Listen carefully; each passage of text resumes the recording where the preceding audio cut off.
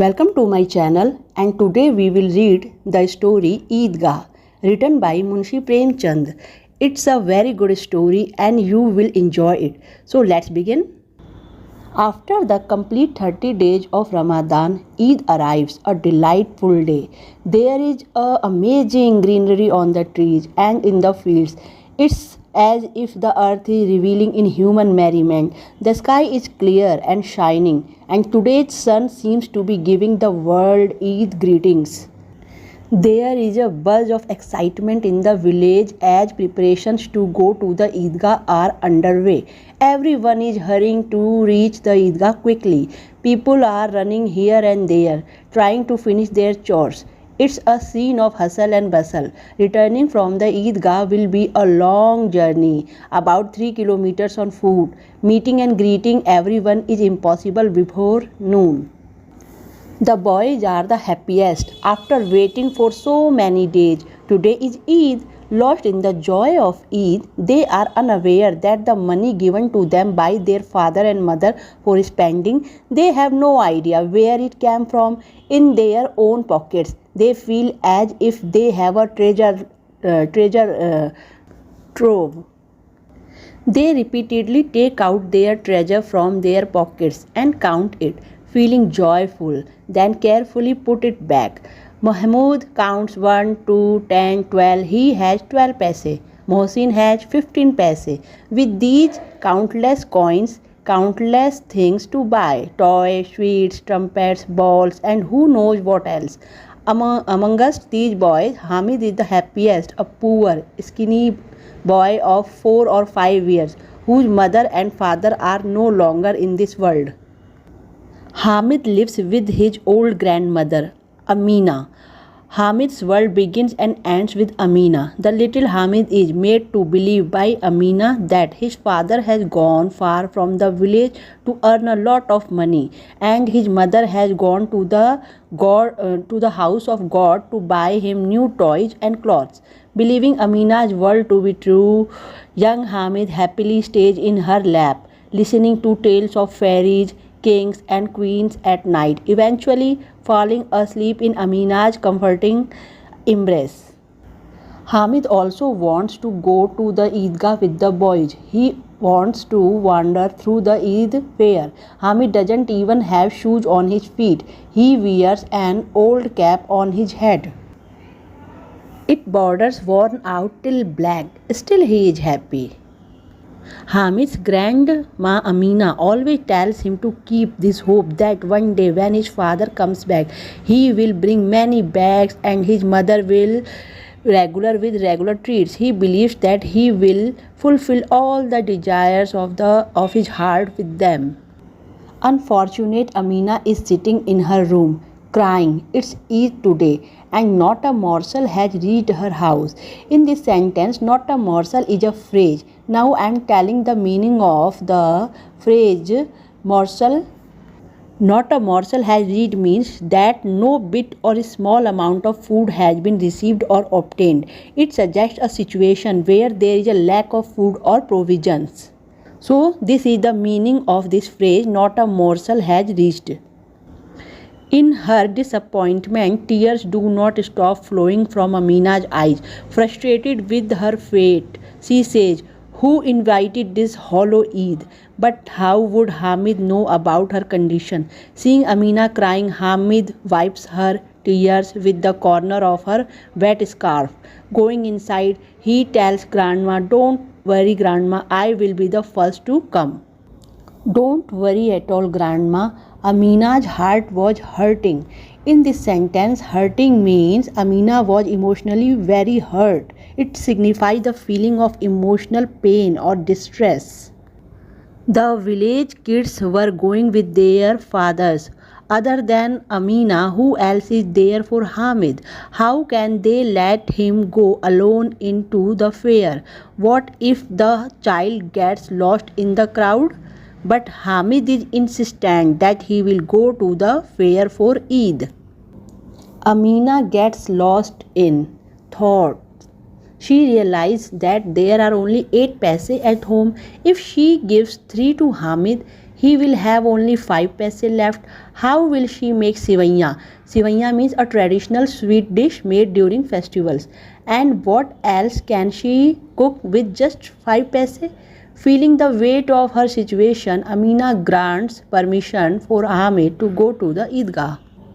Finally, after a 3-kilometer walk, they finally reach the city. On both sides of the road are gardens of the rich, and on the trees mangoes are hanging. Sweet shops have started. The sweet shops are beautifully decorated today. Who eats so many sweets? Look, heaps of sweets are displayed in each shop.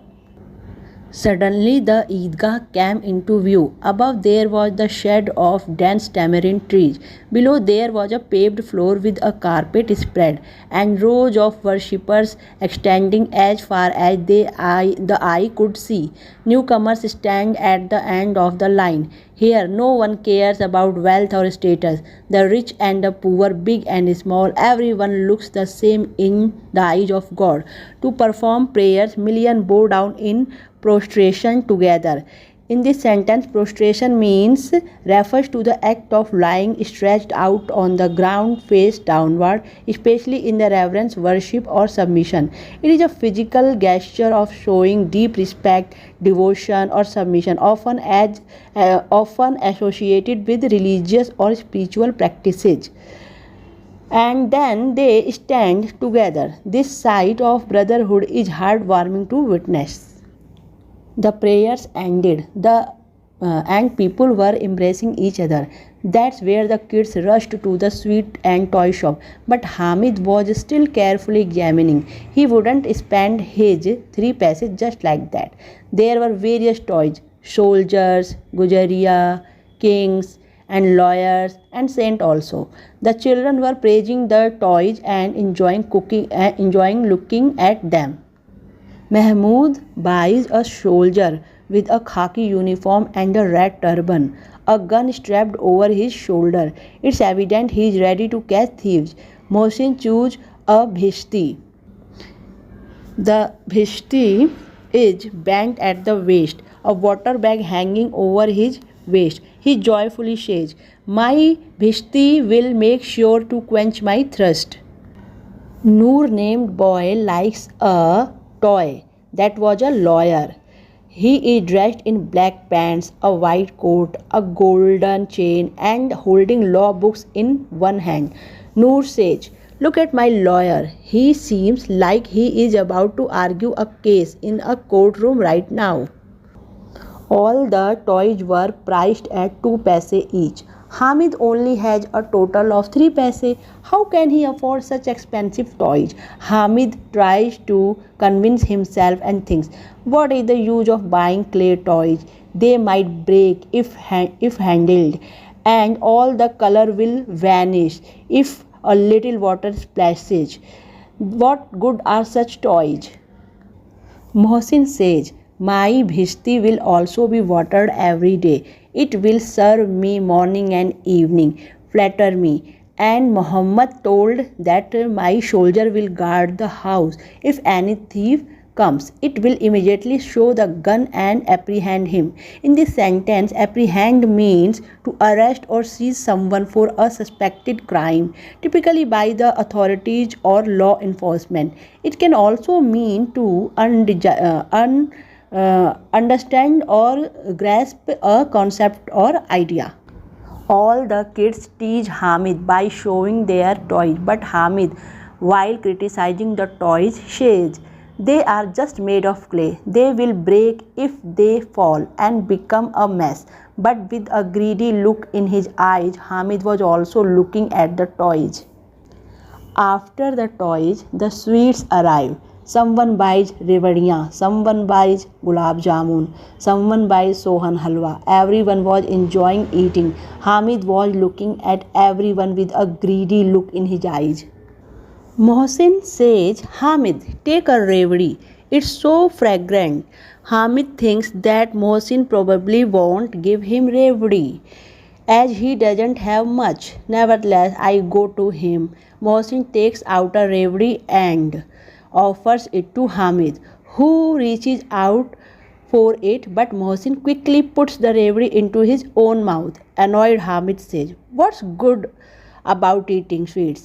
There are so many criticisms written in books." Mother says he only had 3 paise. This sentence was Mohsin. What will he buy? It seems like when all our money is spent, then Hamid will realize, and he boasted himself. All the boys teases Hamid. After sweet shops, some shops had iron items, some shops had fake iron items, and some had imitation jewelry. The children were not interested in visiting these shops, but Hamid stops at the iron shop. There were many tongs placed on the shop, which made him think that grandma doesn't have tongs. When she takes out the bread, her hands get burnt. If he takes tongs to grandma with concern, how happy she would be. Then her fingers would never burn. What's the use of buying toys? It will just waste money. He asked the shopkeeper, "How much for the tongs?" The shopkeeper looked at him and, seeing no one else around, said, "This is not for your work." Hamid asked, "Is it for sale or not?" Shopkeeper, "Why isn't it for sale? Tell us how much it costs, or should we leave?" The shopkeeper said, "It cost 6 paise." Hamid thought, "I don't have that much money. How will I buy this tong for grandma?" Then, mustering courage, he said to the shopkeeper, "All right, quote a fair price for it." The shopkeeper replied, "It will cost 5 paise." Hamid said, "Okay, I will take it. If not, then let's leave." In this sentence, there is a word mustering. Mustering means gathering or summoning enough courage or strength to do something. It implies gathering or bringing together something, usually referring to emotions like courage, determination, or resolve. So, this is the meaning of the word mustering. Hamid strengthened his resolve and said, "Will you take 3 paise?" Saying this, he moved forward so that he wouldn't have to listen to the shopkeeper's word. However, the shopkeeper remained silent, and the shopkeeper gave Hamid the tongs. Then Hamid placed it on his shoulder in a way that made it seem like a gun and proudly walked towards his friends. Mohsin laughed and said, "Why did you bring this tong? What will he do with it? Silly idiot! Are you crazy, Hamid?" Then Hamid threw the tongs on the ground and said, "Put your bhisti down here. After that, your bhisti's bones will shatter into pieces." Mahmoud said, "Hey, this is just a tong, not a toy." "Why isn't it a toy, Hamid? If you put it on your shoulder, it becomes a gun. If you hold it in your hand, it becomes a beggar's tong. I could even play this like a cymbal if I wanted." Cymbal means manjeera, and manjeera is a musical instrument often known as a cymbals or hand bells. It consists of a pair of small cymbals that are played together by hand to produce rhythmic sounds in traditional Indian music. So this is the meaning of cymbal, or you can say manjeera. Next है, if I gather a bunch of tongs, it would scare the life out of all your. At 11 in the village, there was a commotion as the fair came to town. The fair gods arrived, and upon hearing the noise of their return, Amina rushed out and hugged Hamid, lifting him up lovingly. Suddenly upon seeing the tongs in his hand, she asked in surprise, "Oh Hamid, where did you get this tong from?" Hamid replied, "I bought it." "Amina, how much did you buy it for?"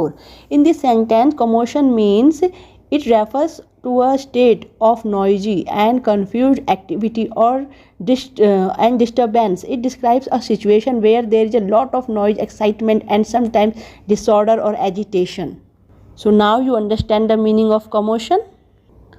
Hamid said, "I bought this tong for 3 paise for you." Amina was taken aback and said, "What kind of knave boy he is? Didn't eat or drink anything all day. And what did he bring? Just a tong?" Amina, annoyed, continued. Out of all the things at the fair, you couldn't find anything else for me. You brought an iron tongue for me? Hamid then, in an innocent and timid voice, said, "Your fingers used to get burnt on the griddle. That's why I bought this for you." The old lady's anger immediately transformed into love. How much kindness and wisdom is there in this child. Seeing others getting toys and sweets, imagine how much he must have yearned for it in his heart. How could he have so much patience? Even there he must have been reminded of his dear old grandma. Amina's heart became restless, but she was very happy and she started crying. There were tears in her eyes and prayers on her lips. What does little Hamid understand about all of this? The story ends with this scene. So, through this story, we have learned that we should always think about others' happiness before our own. Just like in this story, where Hamid thought so much about about his grandma. This was a very famous story written by Munshi Premchand, Idgah.